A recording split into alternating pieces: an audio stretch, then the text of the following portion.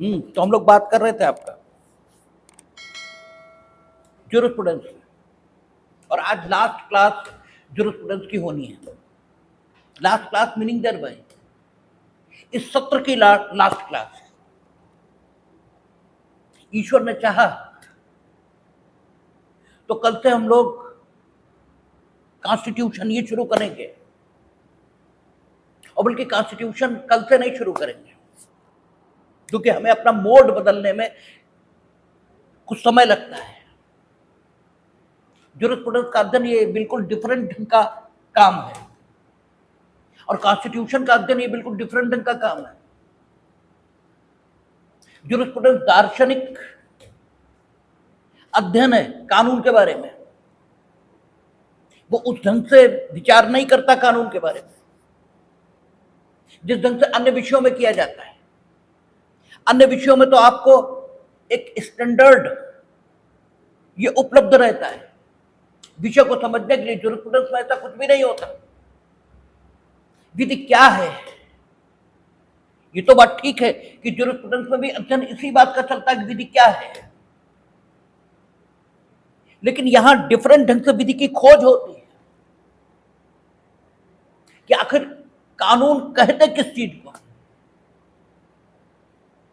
और अन्य विषय जब आप पढ़ते हैं तो वहां कानून क्या है इसका उत्तर स्वयं इंस्टीट्यूट इसमें दिया गया होता है। इसलिए बिल्कुल डिफरेंट ढंग की अप्रोच का विषय है, और जब ये बताते हैं हम तो हमें अपना माइंड सेट ये डिफरेंट ढंग से सेट करना पड़ता है। इसलिए आज ज्यूरिस्प्रूडेंस इसके स्कूल खत्म होने की ओर, तो कॉन्स्टिट्यूशन एक दो दिन रुककर ऐसे शुरू करेंगे, और अंतिम विचार जो ज्यूरिस्प्रूडेंस में है वो रियलिस्टिक स्कूल, और रियलिस्टिक स्कूल में भी स्कैंडिनेवियन विचारधारा। सबसे पहले यह समझ लेना चाहिए कि विचार कोई हो वो अनुपयोगी नहीं होता। जो रियलिस्टिक है, इन्होंने जो सोचने का दृष्टिकोण दिया है, इससे कानून को बिना परिवर्तित किए सामयिक बनाने में बड़ी सहायता मिली है।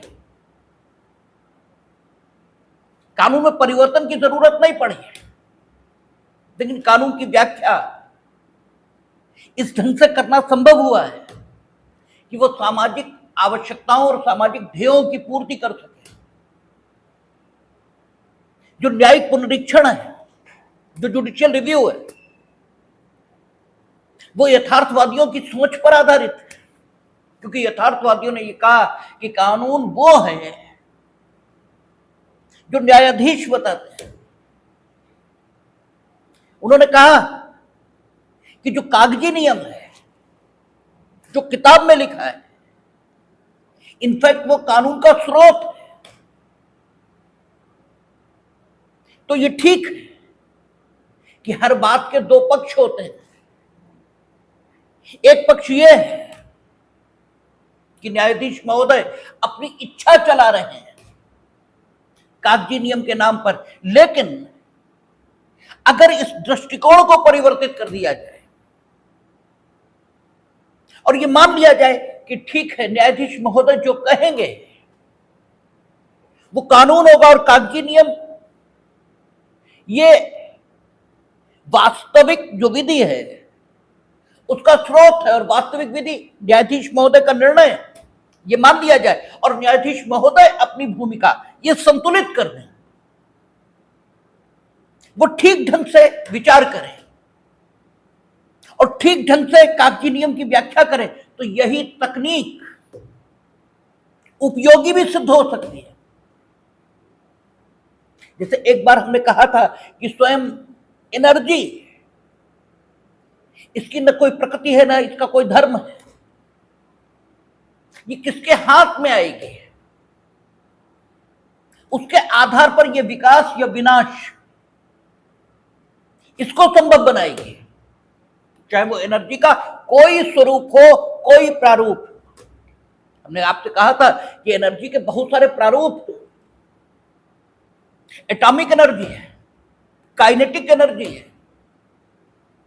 ठीक है, इलेक्ट्रिक एनर्जी है, लेकिन एनर्जी का कोई प्रारूप, एनर्जी का कोई स्वरूप वो किसके हाथ में है, महत्वपूर्ण ये है। तकनीक ये कभी खराब नहीं है, तकनीक का उपयोग क्या हो रहा है इससे तय होगा। आप सोचो, यूट्यूब ना हो और आप कितना भी जानते हो, लेकिन अगर आपको मंच उपलब्ध नहीं है अपनी प्रतिभा के प्रदर्शन है तो आप क्या कर सकते हो? और फिर जो मंच उपलब्ध कराने वाले लोग हैं उनकी मनमर्जी चलेगी और फिर वे ही प्रतिभाएं आगे आ सकेंगी जिन्हें साधन संपन्न लोग मंच उपलब्ध कराएंगे। लेकिन यूट्यूब की तकनीक के साथ ये आपके हाथ चीजें आ गई कि आप साधन संपन्न लोगों की, ठीक है, दासता और गुलामी को स्वीकार किए बिना अपनी बात लाखों लोगों तक पहुंचा सकते। तो सवाल यह है तकनीक का उपयोग क्या हो रहा है। तो रियलिस्टिक अप्रोच, इसके प्रति आप यही दृष्टिकोण रखें और इसी दृष्टिकोण के साथ रियलिस्टिक अप्रोच शुरू हुई थी। हमने आपसे कहा था वे संशयवादी है, चाहे अमेरिकन रियलिस्ट हो और चाहे स्कैंडिनेवियन रियलिस्ट हो, वे संशयवादी है, लेकिन संशय उनका सुधार की भावना से प्रेरित है। संशय कर रहे हैं वे, संशय तो इसलिए हो रहा क्योंकि जो एक्चुअल पोजीशन है वो अच्छी नहीं दिखाई देती, इसलिए जो वास्तविक एक्चुअल पोजीशन है उसके कारण उनके मन में रिएक्शन ये पैदा हो रहा है। और जब रिएक्शन पैदा हो रहा तो वो कुछ ना कुछ कहेंगे, उस प्रतिक्रिया के कारण वो कह रहे हैं कि सारे आडंबर खत्म होने चाहिए। सबसे पहली चीज यह है कि जो वास्तविक स्थिति उसे पहचाने, क्योंकि रोग का निदान रोग की पहचान के साथ प्रारंभ होता है।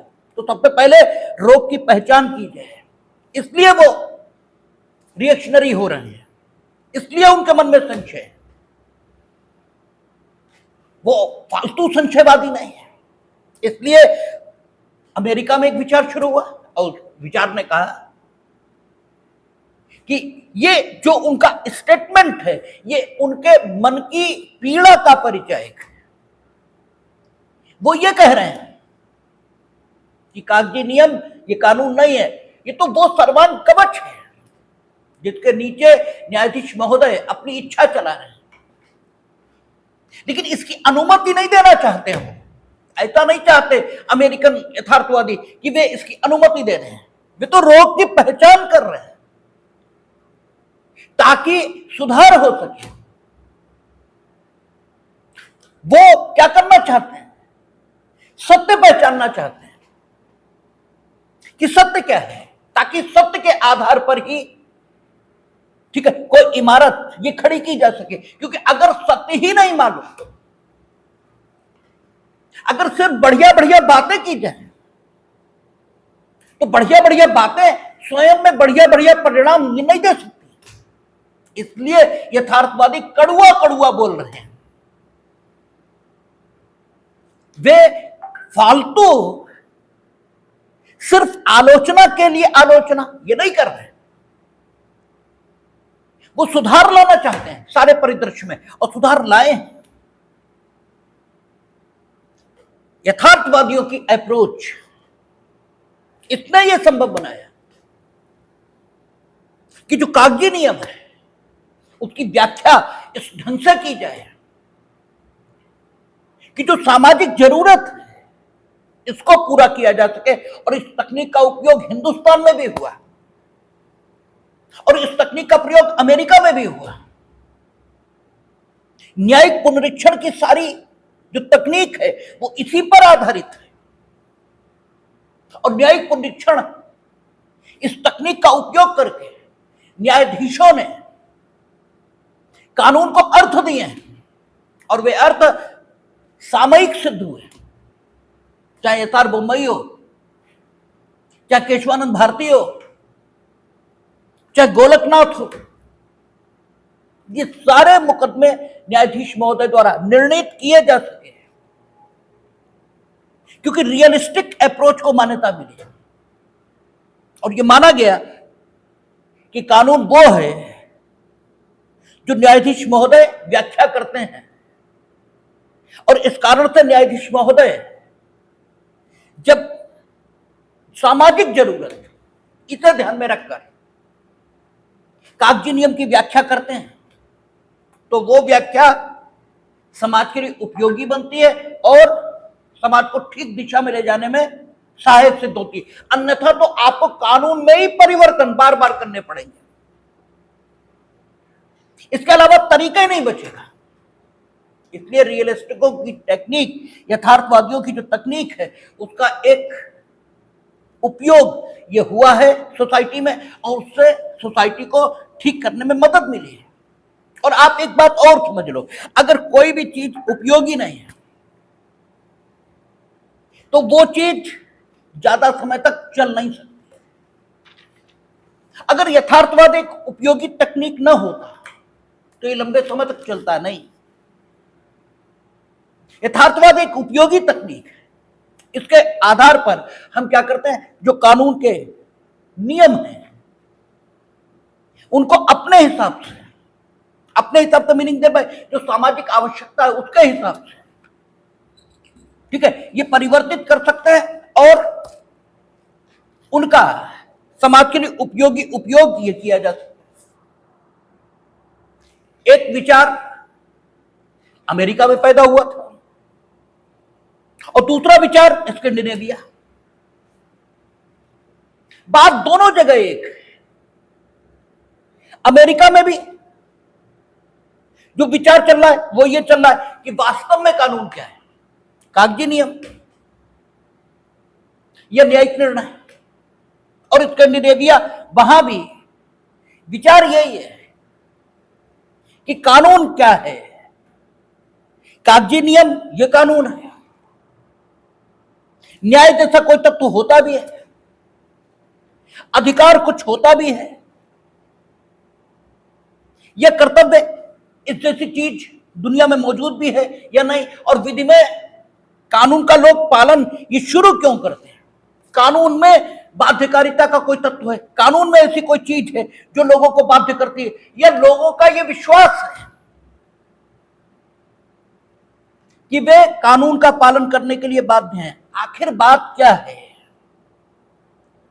इस पर चिंतन स्कैंडिनेवियन विचारकों ने किया है और अमेरिकन यथार्थवादियों की तरह वो भी ये मान रहे हैं कि कानून ये अनुभव से पैदा होता है, ये तथ्य है, ये नियम नहीं है, ये तर्क नहीं है। तर्क के आधार पर कोई कानून ये पैदा नहीं होता। ये उनका भी मूल विचार है। और आपसे हमने चर्चा की थी कि अल्फ्रास ये बात कहते हैं कि सिर्फ वही ज्ञान है जो अनुभव योग्य है, इसके अलावा कोई ज्ञान हो ही नहीं सकता। जिसका अनुभव नहीं होता वो ज्ञान नहीं है। स्कैंडिनेवियन विचार, इसमें 4 विचारक प्रमुख हैं, हैगरस्टॉम, लुंडस्टेट, आपका ओलाइप्रोना और अल्फ्रास। 4 ही लोग हैं और चारों लोगों ने कानून, अधिकार यानी विधि, अधिकार, कर्तव्य, न्याय, इनके बारे में विचार किया है और यह पाया है कि न्याय, अधिकार, कर्तव्य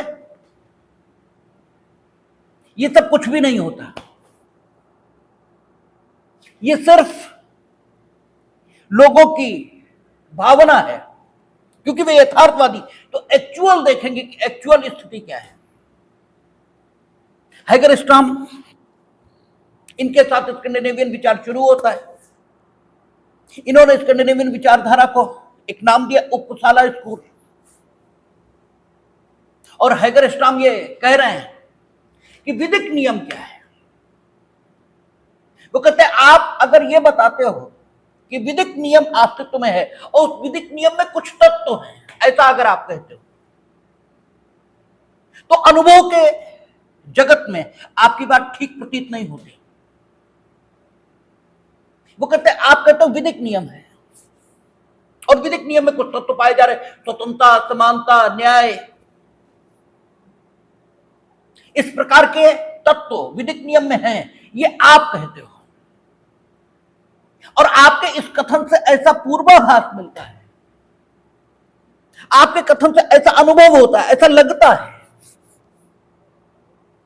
कि मानो विदिक नियम एक गैर प्राकृतिक भाव है, यानी ऐसा भाव है। प्राकृतिक भाव कौन सा हुआ? जो इस भौतिक जगत में पाया जाए, ठीक है ना। जो इस भौतिक जगत में पाया जाए वो प्राकृतिक भाव है, ये प्राकृतिक जगत है। वो कहते हैं कि जब आप कहते हो विदिक नियम है और उसमें कुछ न्याय, समता, स्वतंत्रता, इस जैसे तत्व, तो ऐसा लगता है मानो विदिक नियम को पारलौकिक चीज है, क्योंकि इस भौतिक जगत में तो दिखाई नहीं देता। जो अपने में उन तत्वों को समाहित करता है, जिन तत्वों का होना आप विदिक नियम में बताते हो, जबकि यथार्थ के धरातल पर ऐसे किसी विदिक नियम का अस्तित्व तो पाया ही नहीं जाता। ऐसा कोई विदिक नियम नहीं। आप जिसे न्याय ये बताते हो वो आपकी भावात्मक प्रतिक्रिया है, आपको ऐसा लगता है कि ये न्याय है, आपको यह लगता है कि यह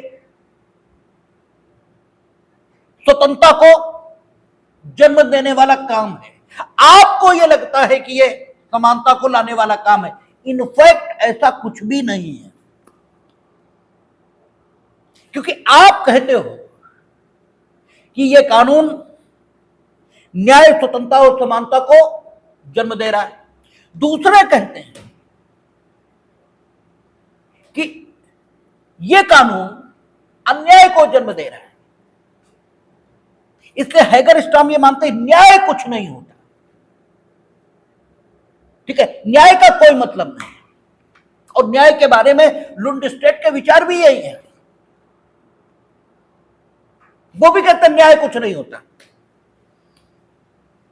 वो कहते हैं न्याय सामाजिक कल्याण है। और सामाजिक कल्याण का मतलब क्या हुआ? सर्वोत्तम संभव तरीका जिसे किसी सोसाइटी के लोग पाने के लिए प्रयासरत हैं। बस जिस तरीके के प्रयोग से लोगों की भोजन, वस्त्र आदि संबंधी आवश्यकताएं पूरी हो सकती है, वो कहते हैं न्यायाधीशों को न्याय के बारे में नहीं सोचना चाहिए।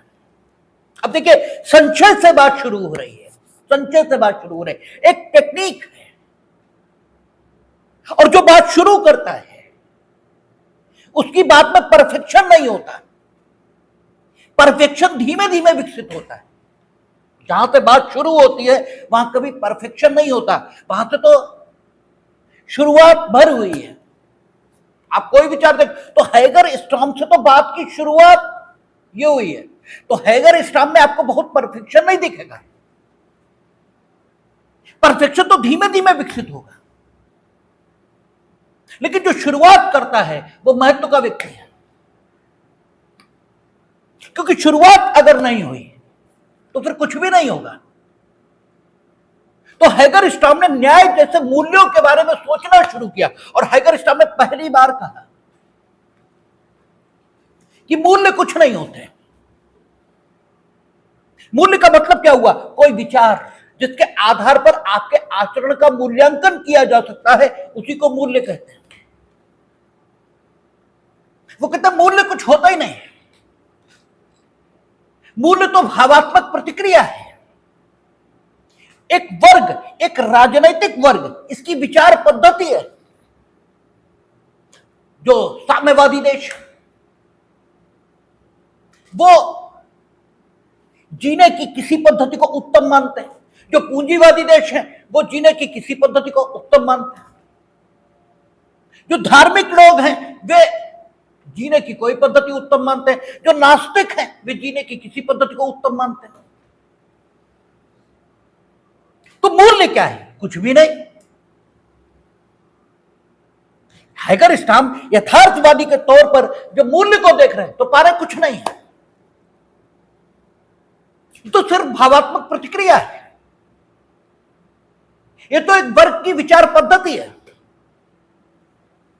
वो वर्ग सामाजिक हो सकता है, वो वर्ग राजनीतिक हो सकता है, लेकिन मूल्य ये वर्ग की विचार पद्धति है। मूल्य व्यक्तियों की प्रतिक्रिया है। किसके प्रति? अच्छे और बुरे के प्रति। तो न्याय कुछ नहीं है। इस बात की शुरुआत हैगरस्टाम से हुई है, इसलिए हैगरस्टाम इस विचार के संस्थापक ये माने जा रहे हैं। अब विकास शुरू हो रहा है। लुंडस्टेड भी कहते हैं न्याय क्या है? कुछ नहीं है। वो कहते हैं कि विधि न्याय करती है, ये विचार भ्रामक है, ये विचार ही भ्रामक है। विधि जिस तरीके से लागू होती है वो तरीका अगर समाज के सामाजिक ध्येयों की पूर्ति कर देता है तो न्याय हुआ है, ऐसा लोग कहने लगते हैं। ठीक है? वो कहते हैं कानून से न्याय प्राप्त नहीं होता। कानून से न्याय प्राप्त नहीं होता कहने का अर्थ यह है कि कानून के मुताबिक सब कुछ किया जाए तो न्याय हो ही जाएगा, कतई जरूरी नहीं है। बल्कि न्यायाधीश महोदय को यह सोचना चाहिए कि समाज के लोग अपने जीने के लिए जिस सर्वोत्तम संभव तरीके की तलाश में हैं, वो सर्वोत्तम संभव तरीका इस कानून का किस प्रकार प्रयोग करने से विकसित होगा, यह सोचकर न्यायाधीश महोदय जब कानून की व्याख्या करते हैं तो न्याय होता है। और वो न्याय नहीं, इनफैक्ट वो सामाजिक कल्याण है, उसे सामाजिक कल्याण कहते हैं। यानी न्याय is equivalent to social welfare. न्याय कुछ नहीं है, क्योंकि किसी चीज को आप न्याय बताओगे, किसी चीज को ये न्याय बताएंगे, किसी चीज को हम न्याय बताएंगे। इनफैक्ट न्याय कुछ नहीं। अल्फराज कहेंगे कि न्याय नैतिकता कुछ नहीं होती। वो कहते हैं कि जैसे प्राकृतिक विचार के लोग कहते हैं कि मनुष्य अगर अपनी प्रकृति के मुताबिक जिए, ठीक है, तो न्याय होगा। ठीक है, वो कहेंगे अब अपनी प्रकृति के अनुसार मनुष्य को जीने की सुविधा देने के लिए आप जिस तरीके का प्रयोग करोगे, क्योंकि मनुष्य की प्रकृति अलग अलग है, इसलिए वो कुछ लोगों के साथ न्याय करेगी, कुछ लोगों के साथ नहीं करेगी। और नैतिकता ये तो ठीक है व्यक्ति की अपनी होती ही है। भाई आप जिस काम को करना उचित मानते हो, हम उसे करना उचित नहीं मानते। तो औचित्य के संबंध में व्यक्ति के जो विचार हैं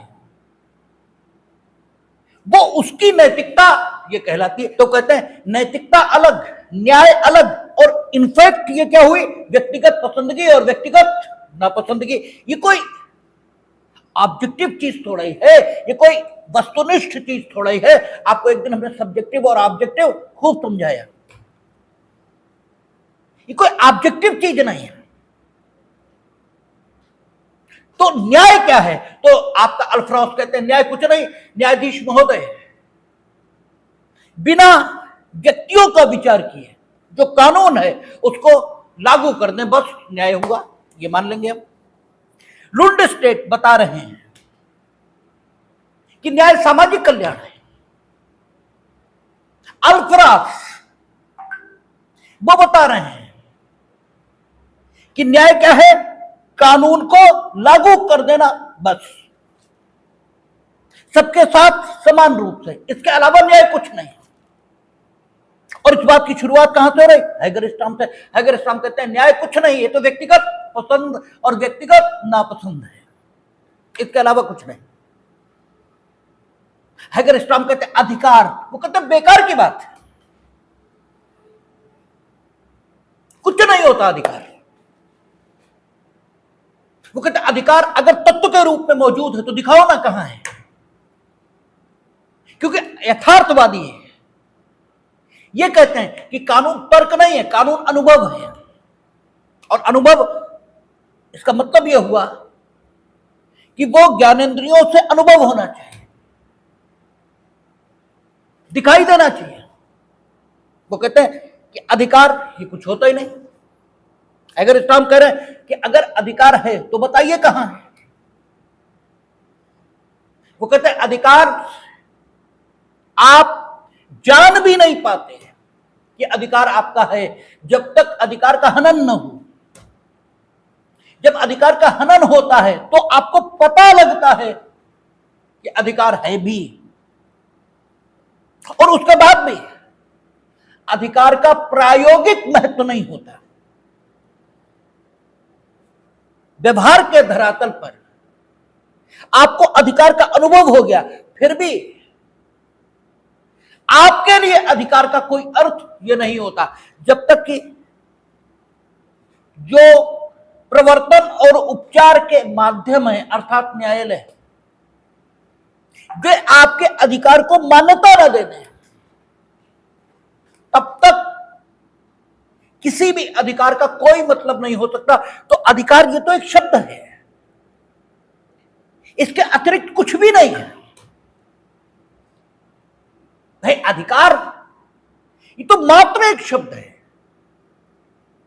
जो आपने अननेसेसरी उपयोग करना शुरू कर दिया है।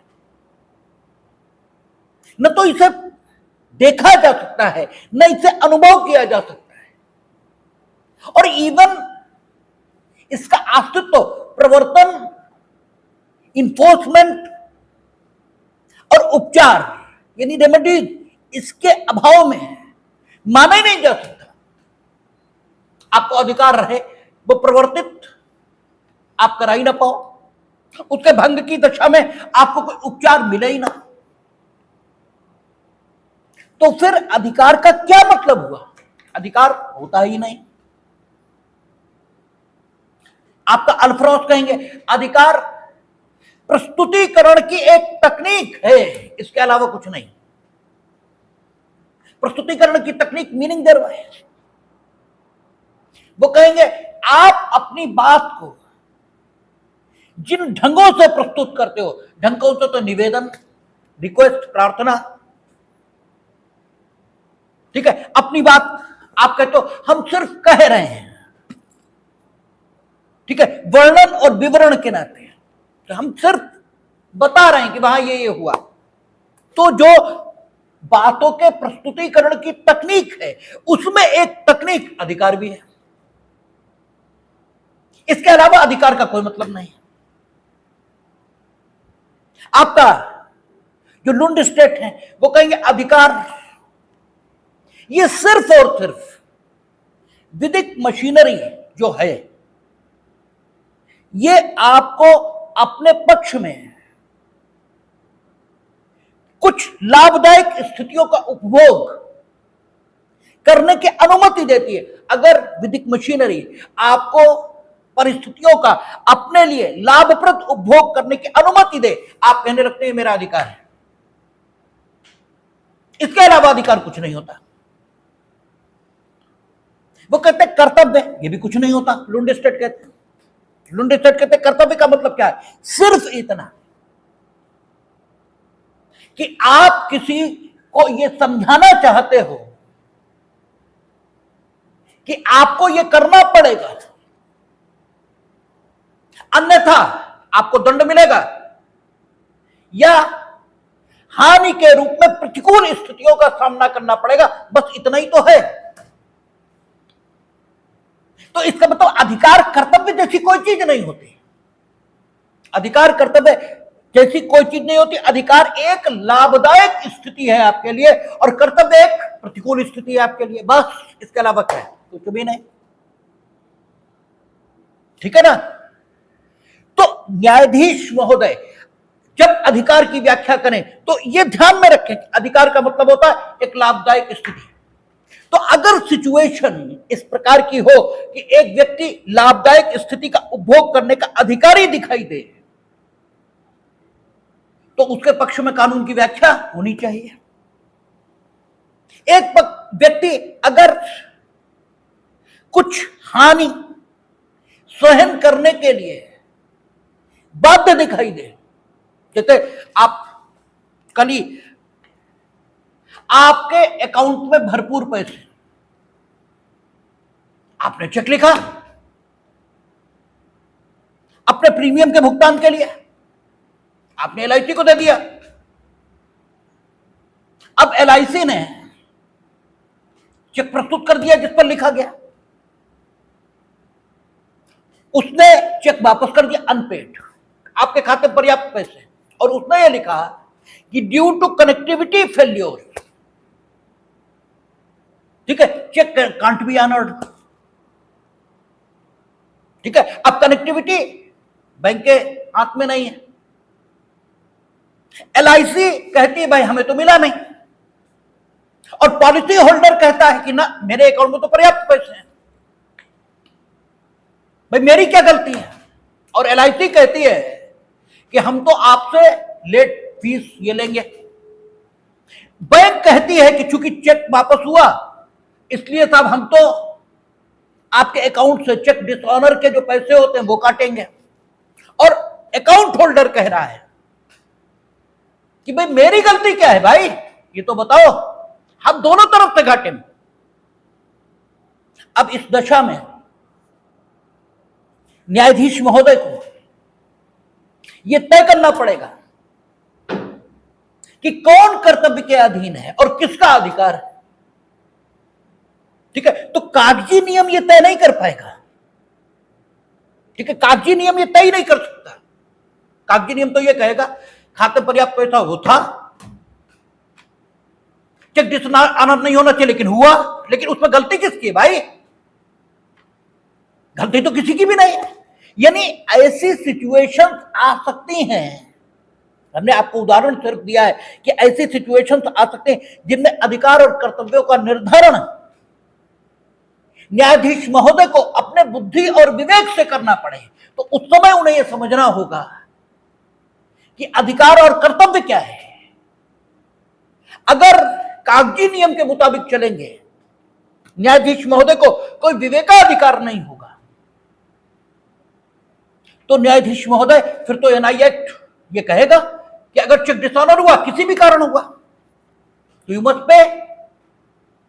ठीक है, तो जो अकाउंट होल्डर है उसकी कोई गलती नहीं, फिर भी वो दोनों तरफ से नुकसान की स्थिति में आएगा। और इसी को कहते हैं कानून के मुताबिक न्याय नहीं हो सकता।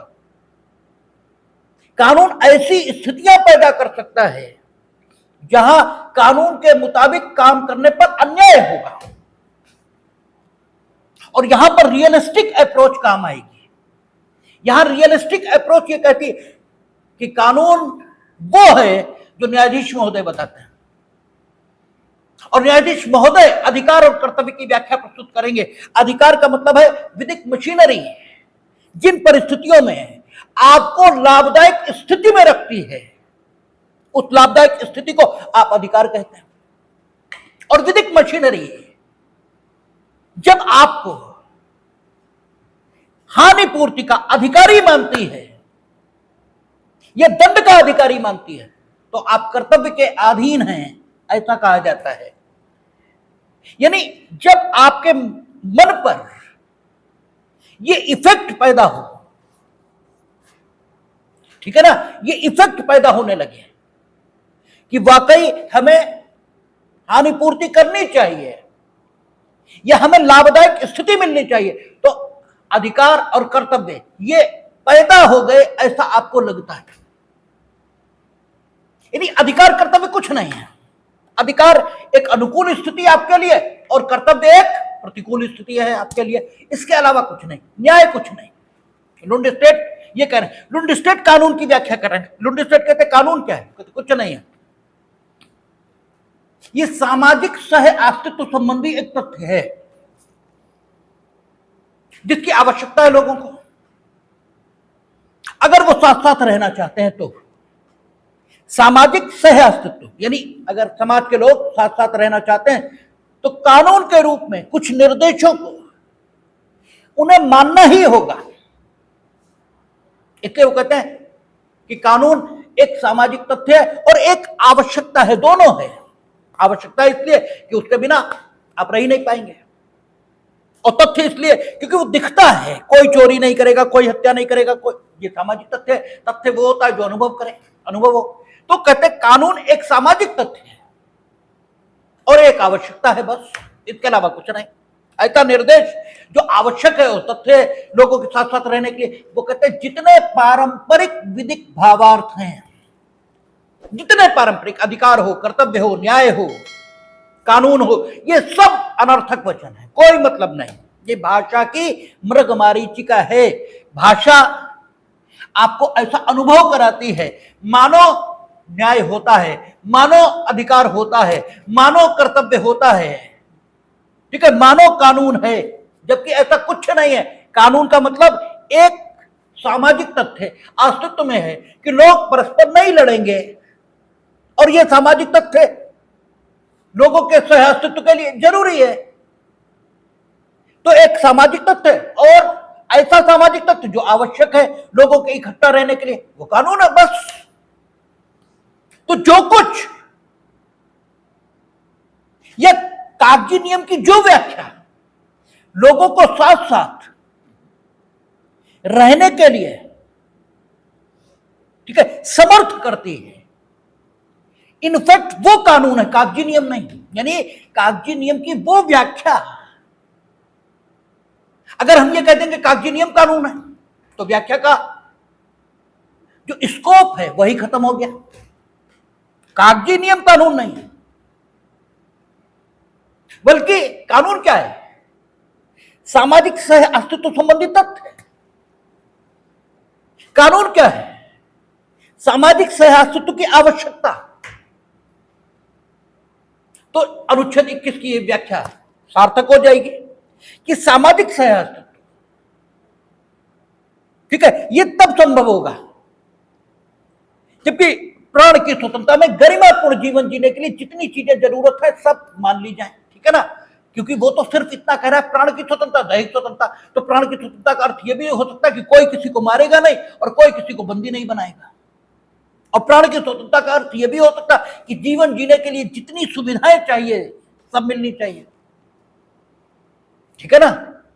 तो अगर हम ये नहीं मानेंगे कि एक्चुअल कानून का मतलब है सामाजिक सह अस्तित्व जिससे संभव हो जाए,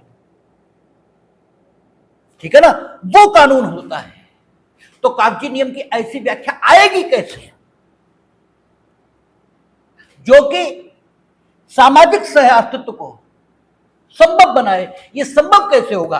तो कानून को एक्चुअली हमें पहचानना होगा कि कानून कागजी नियम है या फिर सह अस्तित्व संबंधी सामाजिक तथ्य और आवश्यकता। ये है, जब हम ये जान लेंगे कि ये सामाजिक सह अस्तित्व संबंधी तथ्य और आवश्यकता है तो हम कागजी नियम की वो व्याख्या करेंगे जो सामाजिक सह अस्तित्व को संभव बनाएगी, ठीक है। और तब कानून के मुताबिक जीवन जिया जा रहा है यह भी कहा जा सकेगा।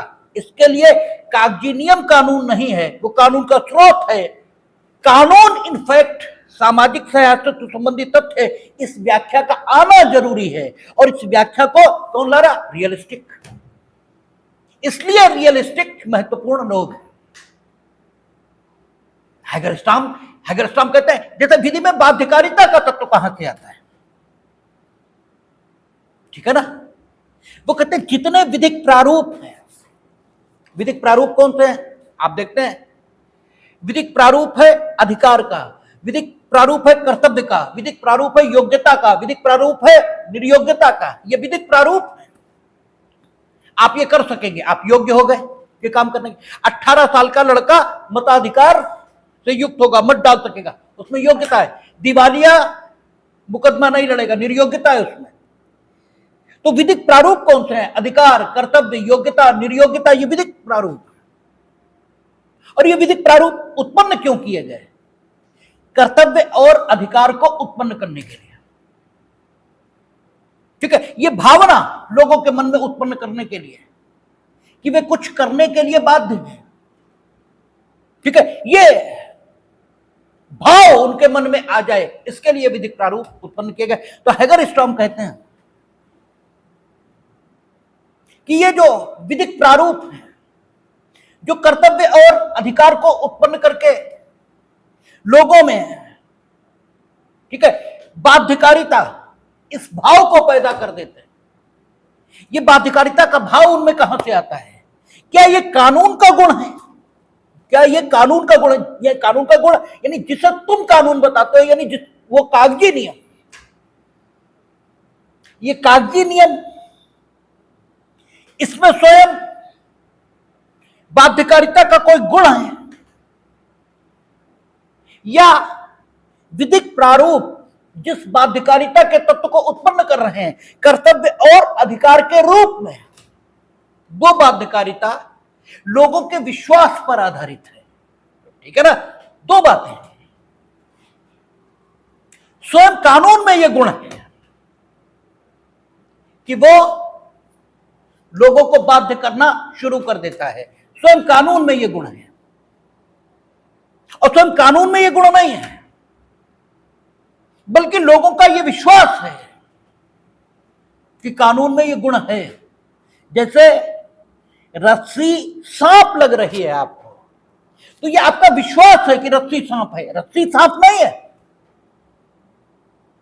और आपका विश्वास इतना घनीभूत हो जाता है कि हम आपसे कहें कि मान लो ये रस्सी है, सांप नहीं, लेकिन जब तक हम आपको दिखा नहीं देंगे कि ये रस्सी है, सांप नहीं, तब तक आप रस्सी को सांप मानोगे और आपको उतना ही डर लगेगा उससे। हम कितना भी कहें आपसे, हाइड्रोफोबिया का जो मरीज है उसे पानी से डर लग रहा, तो पानी में क्या ऐसा है? तुम उसे लाख समझाओ, उसे लगेगा तो लगेगा, ठीक है। इसलिए यथार्थवादियों की जरूरत है, ये जानना जरूरी है कि विधि में बाध्यकारिता का गुण नहीं है। विधि अपने में कुछ नहीं कर सकती, लोगों के इस विश्वास को पैदा करना जरूरी है कि विधि में बाध्यकारिता का गुण है। तो इसके लिए जानना जरूरी है कि स्वयं विधि में बाध्यकारिता का गुण नहीं होता, बल्कि बाध्यकारिता लोगों के विश्वास से पैदा होती है। लोग ऐसा अनुभव करते हैं कि विधि में बाध्यकारिता का गुण है, तो लोगों का ये विश्वास मजबूत हो, इसके प्रयास हमें करने होंगे। इसके प्रयास तभी शुरू हो पाएंगे जब पहले हम ये जाने कि विधि में बाध्यकारिता का गुण नहीं होता। इसलिए हैगरस्ट्रॉम इंपॉर्टेंट है। हैगरस्ट्रॉम ने सिर्फ ये कहा, ये पहचाना कि जितने विधिक प्रारूप हैं, चाहे वो अधिकार का प्रारूप हो, चाहे कर्तव्य का प्रारूप हो, चाहे योग्यता का प्रारूप हो, चाहे निर्योग्यता का प्रारूप हो, कोई विधिक प्रारूप हो, ये जिस बाध्यकारिता को पैदा करता है, वो बाध्यकारिता विधि का गुण नहीं है, ठीक है। वो विधि का गुण नहीं है, क्योंकि इस गुण का, अगर ये बाध्यकारिता को एक गुण मान ले हम विधि का, तो इसको, ठीक है, अभिव्यक्त करने वाला, इसका अनुभव कराने वाला कोई शब्द ये विधि में होता ही नहीं, ठीक है ना। बाध्यकारिता विधि का गुण नहीं है। विधि की बाध्यकारिता लोगों के विश्वास पर आधारित है, और चूंकि लोगों के विश्वास पर आधारित है, तो हमें खोजना होगा ये विश्वास कहां से आता है। तो हैगरस्ट्रॉम चूंकि बात को सिर्फ शुरू कर रहे हैं, और जब शुरुआत होती है तो सारे प्रश्नों के जवाब नहीं मिलते। गुरु की भूमिका इसलिए महत्व की है क्योंकि वो बात को शुरू करता है, और शिष्य हमेशा शक्कर ही होगा, गुरु हमेशा गुण ही होंगे। कारण ये कि शिष्य बात को आगे बढ़ाकर चीजों को विकसित करता है और उनकी पहचान करता है। हैगरस्ट्रॉम सभी स्कैंडिनेवियन विचार के लोगों के गुरु हैं, क्योंकि उन्होंने बात की शुरुआत की है। उन्होंने इस तथ्य को पहचाना कि विधि की बाध्यकारिता विधि का गुण नहीं है। विधि की बाध्यकारिता लोगों के विश्वास पर आधारित है।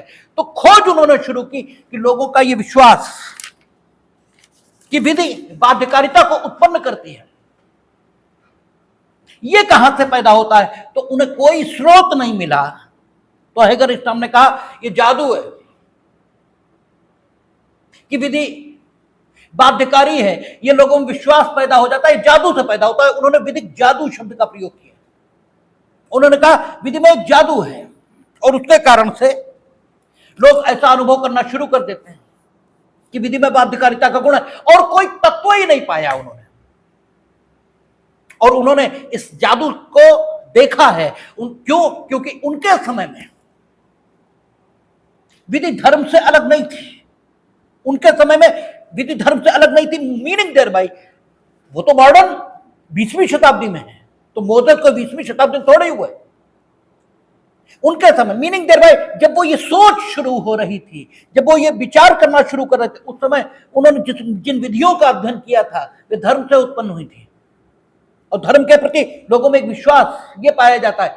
आप मानते हैं कि मूसा कलीमुल्लाह थे, ठीक है, आप मानते हैं, ठीक है, कि साहब जो है इब्राहिम खलीलुल्लाह थे।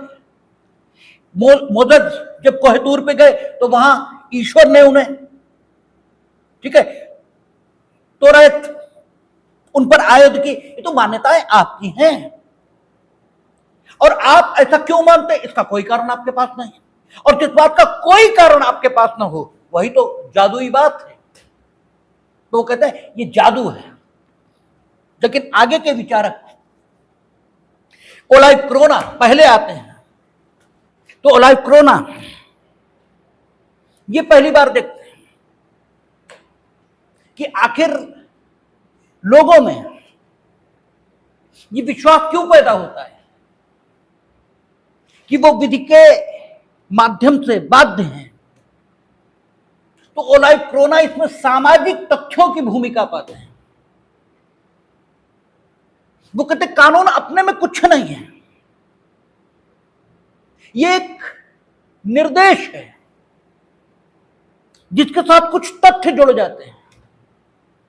क्योंकि इन लोगों के लिए ये यथार्थवादी है, ये तर्क कानून को नहीं मानेंगे, ये कानून को अनुभव मानेंगे।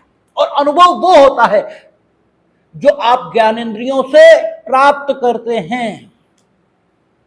ये कानून को तथ्य मान रहे हैं। जब तथ्य मान रहे हैं तो दिखना चाहिए, अनुभव होना चाहिए। जो कुछ आप कानून कहते हो, तो कानून ओलाइव क्रोना इस बात की जांच करते हैं कि कानून में बाध्यकारिता का तत्व कहां कह रहा है। हेगर स्टर्म कहते हैं विधिक जादू है, कानून बना, यानी जिसे आप कानून कह रहे हो कागजी नियम बना, और लोगों ने अपने आप को बाध्य होना, वो हमें बाध्य कर रहा है ऐसा मानना शुरू कर दिया। वो कानून जिन प्रारूपों को उत्पन्न कर रहा है वो प्रारूप कोई हो, उनसे हम बाध्य होने लगे, ऐसी मान्यता लोगों में आ जाती है। लेकिन ये बाध्यकारिता वो कहते हैं जादू से आती है। ओलाइव क्रोना कहते नहीं, कुछ तथ्य हैं, वो तथ्य जैसे ही जुड़ते हैं वैसे ही कानून स्वतंत्र आज्ञापक रूप ले लेता है। स्वतंत्र आज्ञापक रूप, कानून ऐसे सामने आ जाता है मानो वो स्वतंत्र आज्ञापक है। स्वतंत्र आज्ञापक यानी वो आज्ञा दे रहा है और स्वतंत्र है, किसी अन्य से आज्ञा प्राप्त नहीं कर रहा। इसीलिए ओलाइव क्रोना बेंथम ऑस्टिन को गलत मानते हैं। वो कहते कोई समादेशक नहीं है, विधि स्वतंत्र आज्ञापक है। और यह स्वतंत्र आज्ञापक के तौर पर इसलिए विकसित हुई, किसी समादेशक ने इसे समादेशित किया, यह नहीं है, ये स्वतंत्र आज्ञापक है। अगर समादेशक ने इसे समादेशित किया फिर यह स्वतंत्र कहां है, समादेशक इससे बड़ा है। और चूंकि विधि सबसे बड़ी है, स्वयं समादेशक उससे बाध्य होता है। पार्लियामेंट कानून बनाती है और फिर पार्लियामेंट उससे बाध्य होती है। पार्लियामेंट यानी पार्लियामेंटेरियंस, तो वो स्वतंत्र आज्ञापक है, ठीक है। और स्वतंत्र आज्ञापक उन्हें अनुभव हो रहा है, वो यथार्थ बोल रहे हैं। वो कहते हैं अगर ये समादेशक का समादेश है तो फिर तो समादेशक बड़ा है, और यथार्थवादी यथार्थवादी है, उनके लिए सब कुछ अनुभव है। जो दिखेगा वो मानेंगे, जो नहीं दिखेगा नहीं मानेंगे। दिखता क्या है? दिखता तो यह है कि स्वयं समादेशक समादेशित हो जाता है। कब? जब जिसे कानून कहा जाता है उसके साथ कुछ सामाजिक तथ्य जुड़ जाते हैं। और वो सामाजिक तथ्य कौन से? औपचारिक मत विभाजन। क्योंकि वो मॉडर्न ट्रेंड की बात कर रहे हैं, वो 20वीं शताब्दी में है, ठीक है ना। रियलिस्टिक स्कूल 20वीं शताब्दी में है, और जो अधुनातन विचारधारा है, चाहे वो फेमिनिज्म हो या कोई और, वो 21वीं शताब्दी की बात है। हर युग की एक विचारधारा है, ठीक है। और हर युग में एक विचारधारा होती है, हर युग की विचारधारा होती है। मीनिंग देर भाई, हर युग के लोग ऐसा अनुभव करते हैं कि हम अमुक ढंग की बात कहें तो हम अच्छे आदमी मान लिए जाएंगे। हर युग के लोगों की एक सोच होती है। इस युग में यह सोच चल रही है कि हम महिलाओं के पक्ष की बात कहें तो हम अच्छे आदमी माने जाएंगे। तो वे जो वाकई महिलाओं के पक्ष की बात कर रहे हैं, ठीक है, वो तो कर ही रहे हैं। जो बुरे हैं, जो कतई महिलाओं के पक्ष में नहीं है, वे भी महिलाओं के पक्ष की बात सिर्फ इसलिए कर रहे हैं कि वे अच्छे समझे जाएं। इसलिए आप देखेंगे पूरी दुनिया में इस समय महिलाओं के हक और हकूक की बात चल रही है, ठीक है। हर जगह लोग बॉयज कॉलेज की बात नहीं कर रहे हैं, गर्ल्स कॉलेज की बात कर रहे हैं, जबकि बॉयज को भी कॉलेजों की उतनी ही जरूरत है। अगर आप बॉयज का गर्ल्स कॉलेज खोलते तो कुछ दिनों में जो आज लड़कों की स्थिति वो लड़कियों की हो जाएगी, जो लड़कियों की वो लड़कों की हो जाएगी। तो इनफैक्ट गुणात्मक परिवर्तन क्या आएगा सोसाइटी में? कुछ नहीं, जीरो। भाई गुणात्मक परिवर्तन तो तब आए जब दोनों बराबर आए। दोनों बराबर तो आ नहीं रहे, आप एक को उठा रहे हैं, एक को गिरा रहे हैं। लेकिन ट्रेंड है समाज का, चलता है, ऐसे ही होता है। तो कानून की दुनिया में रियलिस्टिक अप्रोच ये कब? 20वीं शताब्दी में आई। और 20वीं शताब्दी में कानून का निर्माण जिन तथ्यों से मिलकर होता है वो तथ्य क्या है? औपचारिक मत विभाजन, हस्ताक्षर और प्रख्यापन। प्रख्यापन meaning thereby declaration. Declaration तो नहीं कहना चाहिए, पब्लिकेशन कहना चाहिए, ठीक है। प्रख्यापन, हस्ताक्षर और मत विभाजन, औपचारिक, ये तथ्य हैं। और जैसे ही ये कानून के साथ जुड़े, कानून स्वतंत्र आज्ञापक का रूप ग्रहण कर लेता है। तो ओलाई प्रोना कहते हैं स्वतंत्र आज्ञापक है विधि, और इसमें लोगों को बाध्य कर देने की जो शक्ति है, अर्थात लोगों का ये जो विश्वास कि हमें बाध्य कर रहा है, ये जो पैदा हो रहा है, ये इन सामाजिक तथ्यों के कारण पैदा हो रहा है। क्यों? क्योंकि ओलाई प्रोना यथार्थवादी है, वो ये देख रहे हैं कि जब तक औपचारिक मत विभाजन नहीं हुआ, जब तक हस्ताक्षर नहीं हुए, औपचारिक मत विभाजन भले ही हो गया हो, जब तक हस्ताक्षर नहीं हुए, और हस्ताक्षर भी हो जाए तो जब तक प्रख्यापन नहीं हुआ, लोग अपने को विवश नहीं मानते। 1 जुलाई 2024 से पहले बीएनएस और बीएनएसएस और बीएसए, इसे लोग कानून नहीं मान रहे थे, जबकि 1 जुलाई 2024 से पहले औपचारिक मत विभाजन भी हो चुका था, हस्ताक्षर भी हो चुके थे, सिर्फ पब्लिकेशन नहीं हुआ था। और 1 जुलाई 2024 को कोई डंडा लेकर प्रधानमंत्री नहीं आए थे तुमसे मनवाने। जैसे ही हुआ, लोगों ने अपने आप को बाध्य मानना शुरू कर दिया। अदालतें भी बाध्य मानने लगी, हम भी मानने लगे, सब मानने लगे। तो ओलाई प्रोना कहते हैं विवशता आई कहां से? औपचारिक मत विभाजन से आई, प्रख्यापन से आई, हस्ताक्षर से आई। जब तीनों काम हो गए, आ गई, ठीक है। हैगर इस्लामी से विधिक जादू देखना है, लुंड स्टेट ने इस पर बात ही नहीं की, ओलाई प्रोना ने इस पर बात की है। तो उन्होंने विधि को स्वतंत्र आज्ञापक पाया है। और उन्होंने कहा इसकी अभिव्यक्ति, इसकी जो विशेषताएं उन्होंने विधि की बताई, उन्होंने कहा इसकी अभिव्यक्ति आज्ञापक होती है, मैंडेटरी होती है, आप ऐसा करेंगे, आप ऐसा करेंगे। इसकी जो अभिव्यक्ति है, जो नेचर है, वो आज्ञापक है। इन लोगों को साथ साथ रहने में सहयोग ये करती है, ठीक है। और इसे आज्ञापक अभिव्यक्ति के साथ पुस्तकों में संग्रहित कर दिया जाता है और वे पुस्तकें विधि पुस्तक कहलाने लगती हैं। इसमें बल का तत्व होता है और यह एक मनोवैज्ञानिक प्रभाव लोगों में उत्पन्न करती है, जिसे विवशता का तत्व, ठीक है, कहा जाता है, बाध्यकारिता। ये मनोवैज्ञानिक प्रभाव लोगों में उत्पन्न करती है, ठीक है ना।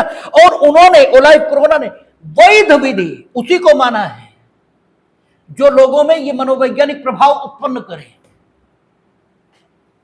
ठीक है ना। और जो मनोवैज्ञानिक प्रभाव उत्पन्न नहीं करेगी उसे उन्होंने वैध विधि नहीं माना है। और उन्होंने कहा मनोवैज्ञानिक प्रभाव कब उत्पन्न होगा, जब आज्ञापक अभिव्यक्ति के साथ बल के तत्वों को शामिल करते हुए कुछ सामाजिक तथ्यों को पूरा करके किसी निर्देश को कानून का रूप दे दिया जाएगा, वो कानून हो जाएगा और वो वैध विधि होगा। क्यों? क्योंकि वो लोगों पर मनोवैज्ञानिक प्रभाव उत्पन्न करेगा। इस ढंग की बात ओलाइव कोरोना ने कही है कानून के संबंध में, ठीक है। और उनका कानून क्या है? अभिव्यक्ति का आज्ञापक तरीका, बस, और कुछ नहीं। अधिकार के बारे में, कर्तव्य के बारे में भी उनके विचार यही हैं। अधिकार भी उनका कहना कुछ नहीं है, कुछ तथ्य हैं। जब वो अस्तित्व में आते हैं, आप कहना शुरू कर देते हैं हमें अधिकार है। हमने कल उदाहरण दिया था, आप कहते हैं हम स्वामी हैं, अमुक संपत्ति के, तो स्वामी, आपका स्वामित्व तो कहां घुसा है? दिखाओ। ईंटों में है, जमीन में है, आप में है, आसमान में है, कहां है? कुछ भी तो नहीं है। हम कहे तुम नहीं हो स्वामी, तुम कहोगे देखो जो बैनामा है, देखो हमारे पिताजी का नाम ये था, उनके नाम ये बैनामा है, हमें विरासत तो मिला है। अरे तथ्य तो है, अधिकार क्या है? कुछ नहीं। और इन तथ्यों को स्वत्व या टाइटल कहा जाता है। तो अधिकार नहीं होता, स्वत्व या टाइटल होता है, ठीक है। रियलिस्टिक अप्रोच, रियलिस्टिक अप्रोच, ठीक है। तो कानून के बारे में ओलाइव कोरोना के विचार ये है। अल्फ्रोस, ठीक है, अल्फ्रोस समन्वय है केल्सन के और जेरोम फ्रैंक के। केल्सन और अल्फ्रोस में जो फर्क है वो ये है कि केल्सन एक विचार पद्धति देते हैं दुनिया की सारी विधिक व्यवस्थाओं के संबंध में विचार करने की। केल्सन कहते हैं कि हर विधिक व्यवस्था एक मूल मानक से पैदा होती है और वो मूल मानक, उस व्यवस्था में प्रभावकारी मूल मानक होना चाहिए, तभी एक वैध विधिक व्यवस्था उत्पन्न होगी। ऐसा नहीं है कि मूल मानक तो कोई हो और जो मूल मानक हो वो प्रभावकारी मूल मानक ना हो। यानी विधिक मूल मानक और प्रभावकारी मूल मानक, ये दो अलग अलग संकल्पनाएं हैं।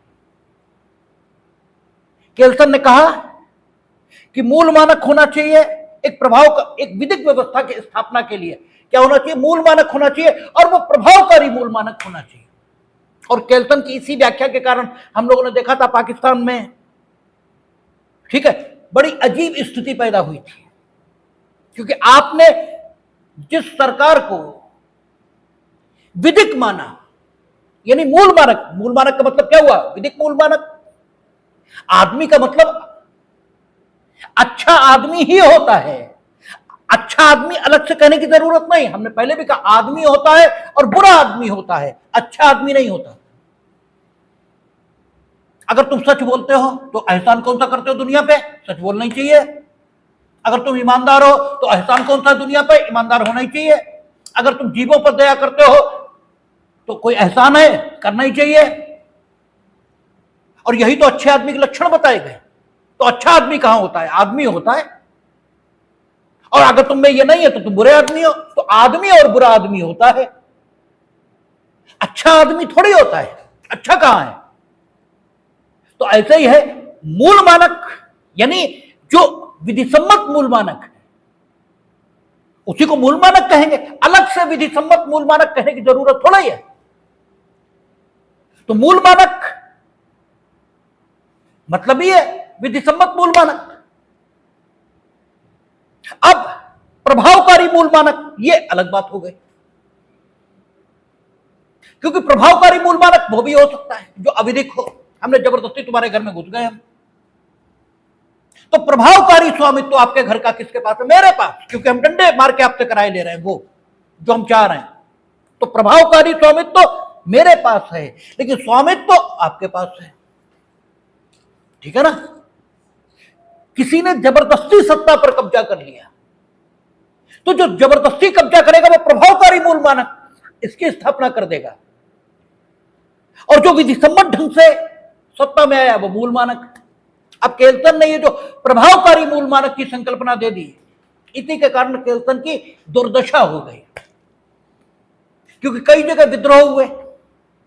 अब विद्रोह सफल हो गया तब तो बात अलग है, तब तो मूल मानक भी वही हो गया और प्रभावकारी मूल मानक भी वही हो गया। लेकिन विद्रोह असफल हुआ, तो विद्रोह असफल होने की दशा में विद्रोही जितने दिन सत्ता में रहे उनके द्वारा जो आदेश दिए गए उनके मुताबिक काम करना विधिक था या अविधिक, ये केल्सन बता ही नहीं पाए। क्योंकि उस समय अगर विद्रोह असफल हुआ तो मूल मानक तो वही रहा जिसके विरुद्ध विद्रोह हुआ था, लेकिन प्रभावकारी मूल मानक वो हो गया जो विद्रोही था। तो प्रभावकारी मूल मानक अलग हो गया और मूल मानक अलग हो गया।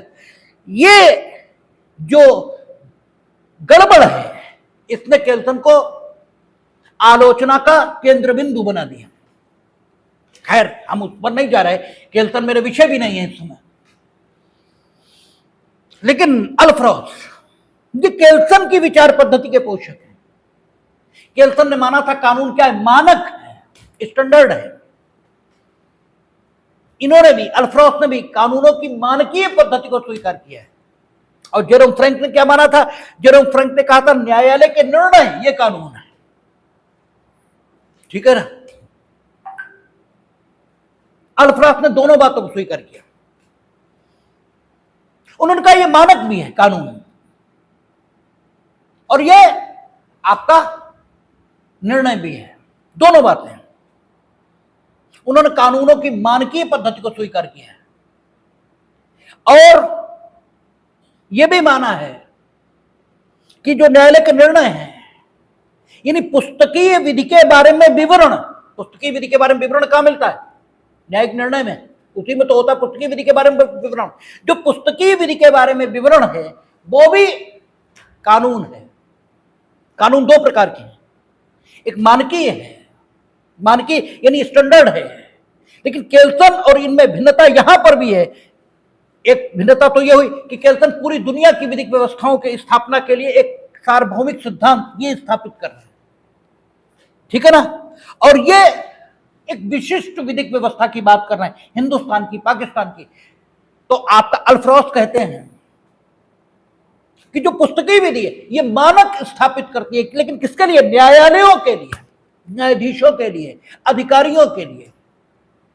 केल्सन कहते हैं कि कानून मानक है, किसके लिए? आम जनता के लिए, ठीक है ना। वो कहते हैं आम जनता के लिए मानक है, वो अल्फ्रोस कहते नहीं, ये न्यायालयों के लिए मानक है। इसीलिए जेरोम फ्रैंक और केल्सन मिल के, ठीक है, प्रतिबिंबित होते हैं किसमें? अल्फ्रोस में।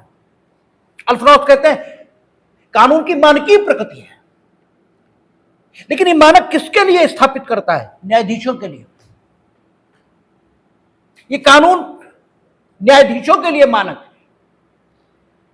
है और कानून वो भी है जो पुस्तकीय विधि के बारे में निर्देश, अर्थात न्यायाधीशों ने जो कुछ कहा वो भी कानून है, ठीक है ना। तो विधि की व्याख्या वो दो रूपों में करते हैं, एक रूप मानकीय है और एक रूप पुस्तकीय विधि के बारे में निर्देश के रूप में। दो रूपों में वो कानून की व्याख्या कर रहे हैं और कहते हैं ये कानून है, लेकिन कानून आम जनता के लिए नहीं है। जो कागजी कानून है, जो मानक स्थापित करा, किसके लिए? न्यायाधीशों के लिए। इसकी भूमिका इस रूप, वो कहते हैं लोगों के लिए कानून क्या है, न्यायाधीशों का जो निर्णय आ रहा है उस निर्णय से उनके संबंध में जो आचरण के नियम निकल रहे हैं वो, ठीक है, लोगों के लिए कानून है। तो यथार्थवादी हो गए ना, लोगों के लिए कानून क्या बना, न्यायाधीशों का निर्णय।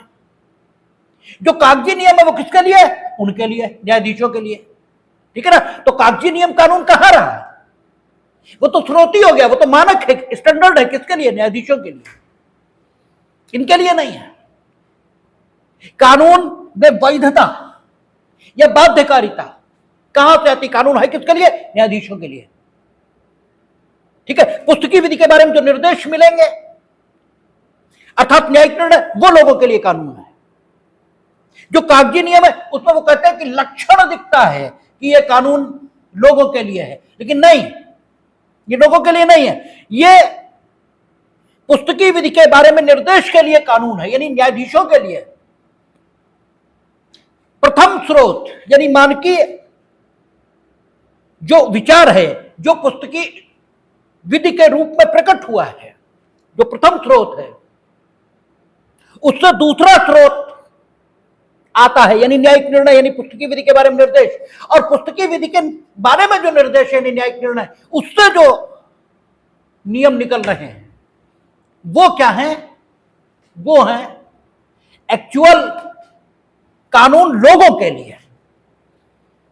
जिसे तुम कानून कह रहे हो वो अधिकारियों और किसके लिए, न्यायाधीशों के लिए कानून है। और बाकी वो सहमत हैं ओलाइव करोना से कि न्यायाधीशों के लिए भी वो कानून तब बनेगा जब कुछ तथ्य उसके बाद साथ जुड़ जाएं और उसकी आज्ञापक अभिव्यक्ति की जाए, तभी जुड़ेगा, और उसमें बल का तत्व पाया जाए, तभी बनेंगे। ओलाइव करोना से वो यहां सहमत है और वो कहेंगे विधि की वैधता, यहां ओलाइव करोना से थोड़ा आगे जा रहे हैं, वो कहते हैं विधि की वैधता स्रोत पर भी निर्भर करती है।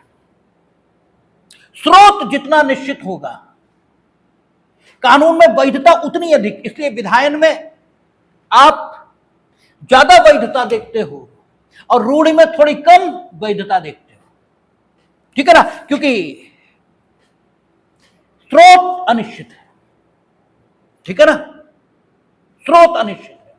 इसके अलावा वो वैधता के बारे में एक बात और कहते हैं कि न्यायाधीश का निर्णय, ठीक है, ये एक्चुअल कानून है, लेकिन यहां वो जेरोम फ्रेंच से भी सहमत हो जाते हैं कि न्यायाधीश का निर्णय जो है वो केवल पुस्तकीय विधि के बारे साथ आता हो ये नहीं है, उसमें उसकी अपनी पर्सनल जो विचार पद्धति उसकी भी भूमिका है। लेकिन जितना स्रोत निश्चित होगा कानून उतना ही वैध माना जाएगा। तो आप देखें, चाहे अल्फ्रोस हो, चाहे ओलाइव करोना हो, चाहे लुंडस्टेट हो और चाहे हैगरस्टन हो, कोई ये नहीं मान रहा कि न्याय जैसी कोई चीज है, कोई मूल्य परक चीज है। वो कहते हैं ये तो पसंद नापसंद का विषय है। अल्फ्रास के बारे में हमने आपसे बताया, वो भी नैतिकता और न्याय को कुछ नहीं मानते। वो कहते हैं कि नैतिकता और न्याय क्या होता है। वो कहते हैं प्राकृतिक विधि ने तो भरमाया है लोगों को कि नैतिकता और न्याय नाम की कोई चीज होती है। अगर आप कहेंगे न्याय ये है कि मनुष्य अपनी प्रकृति के मुताबिक जी, जैसा कि आप कहते हैं, ठीक है, तो लोगों की प्रकृति भिन्न, भाई लोगों की प्रकृति अलग है और लोगों को अपनी प्रकृति के मुताबिक जीने का अवसर ये कानून दे रहा है या नहीं दे रहा, इस बारे में लोगों के विचार भिन्न है, ठीक है। एक व्यक्ति कहेगा कि ये जीवन की पद्धति अर्थात ये कानून लोगों को अपनी प्रकृति के मुताबिक जीने का अवसर दे रहा है। दूसरा कहेगा मेरी प्रकृति के मुताबिक तो ये हमें जीने का अवसर दे ही नहीं रहा, तो मेरे लिए तो अन्याय कर रहा है, मेरे लिए तो अन्याय कर रहा है। इसलिए वो कहते हैं अल्फ्रोस कि न्याय का विचार अनिश्चितता को वार्ता की मेज पर आमंत्रित कर लेने जैसा है। न्याय कुछ नहीं होता। मूल्य के तौर पर अगर आप न्याय की बात करते हो कि कानून से हम न्याय करेंगे, तो आप अनिश्चितता को वार्ता की मेज पर आमंत्रित कर रहे हो। बल्कि न्याय सिर्फ इतना है कि न्यायाधीश महोदय सबके साथ समान रूप से जो वैध स्रोत से उत्पन्न कानून है उसको लागू कर दें बस, ठीक है ना। और न्यायाधीश महोदय उसको लागू करें जो कागजी नियम है उसको लागू करें, ठीक है। और चूंकि उसमें उन्होंने जेरोम फ्रैंक की तरह लागू करने में उनके व्यक्तित्व की विशेषताओं को स्वीकार किया है, अर्थात उन्होंने न्यायाधीश की सृजनात्मक क्षमता को स्वीकार किया है और यह माना है कि न्यायाधीश परिस्थितियों के अनुरूप वह निर्णय कर सकते हैं, क्योंकि उनका निर्णय ही एक्चुअल कानून होगा और वही लोगों के आचरण और व्यवहार को निर्देशित करेगा। इसलिए न्यायालय का निर्णय लोग ही नहीं तो राज्यों के कार्य का औचित्य भी प्रस्तुत करते हैं। जैसे आज ही हम अभी अखबार देख रहे थे, नीचे सिद्धारमैया कर्नाटक के सीएम, उनके खिलाफ राज्यपाल ने जो अनुमति दी मुकदमा चलाने की, हाईकोर्ट ने उसे ठीक माना है, ठीक है। तो हाईकोर्ट ने राज्य के कार्य के औचित्य को सिद्ध कर दिया कि उन्होंने ठीक किया है मुकदमा चलाने की अनुमति देकर, ठीक है ना। तो न्याय हुआ ऐसा लोगों को लगेगा, लोगों को क्या लगेगा, न्याय हुआ। और न्याय के नाम पर न्यायाधीश महोदय ने क्या किया है कि कागजी नियम को ठीक से लागू कर दिया कि जब आम आदमी को चलना चाहिए तो इन पर चलना चाहिए। तो अल्फ्राज कहते हैं न्याय की अनुभूति लोगों को तब होती है जब कानून सब पर समान रूप से लागू हो जाए। ये यथार्थवादी चिंतन है और इसके साथ ज्यूरिस्प्रूडेंस खत्म होता है, मॉडर्न ट्रेंड बचा। तो हम अब कॉन्स्टिट्यूशन शुरू करेंगे और कॉन्स्टिट्यूशन शुरू करके जब हम उबेंगे तब किसी दिन मॉडर्न ट्रेंड बता देंगे। फिलहाल अब ज्यूरिस्प्रूडेंस पर हम लोग कभी चलेगा तो बात करेंगे, अब कॉन्स्टिट्यूशन पर बात करेंगे।